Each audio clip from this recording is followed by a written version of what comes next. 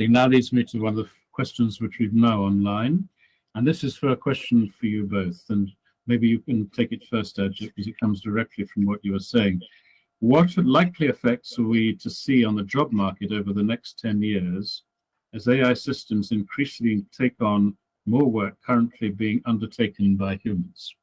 Sure. I think that I had a presentation in Berlin last week, and there was a very nice slide which I presented, which is, I don't know where it was from, and the point was that your job is not likely to be replaced by AI, but it is more likely to be replaced by a human who uses AI.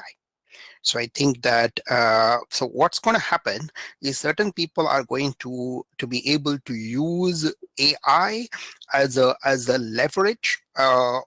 And to be far super efficient. And if you look at this word copilot, which has been used very much by the ChatGPT and the GitHub Copilot, etc., and this is now almost becoming a norm. Yes, so you are coding, and then there's something called a GitHub Copilot, correct? So GitHub is a repository for coders. But the idea is that you have this sort of a buddy sitting next to you, and that's not a human entity, but it exponentially amplifies your ability. And I think that this is where the job shift is likely to take place, not more as AI per se. Frank? Automation is not something new, and working with technological robot support system is a 20th century story. But AI is really affecting and dramatically, potentially, the white-collar sector. So this sector where you have well-paid job, where you had for a while stability, this is education, this is the work of knowledge, the world of culture, the world of law, the world of banking. So the core of what constitutes the basis for the middle class. And this is not only in the West, but throughout the world.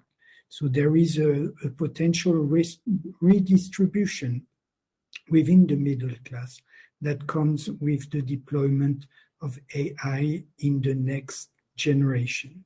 And this is coming with other factors destabilizing the middle class, which is hyperinflation or inflation in many countries, potentially debt crisis in many countries, economic crisis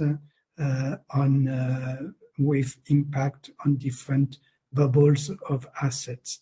So this is why the fate of the middle class is considered by a few sociologists as more bumpy than one would expect, not only in the West, but throughout the world.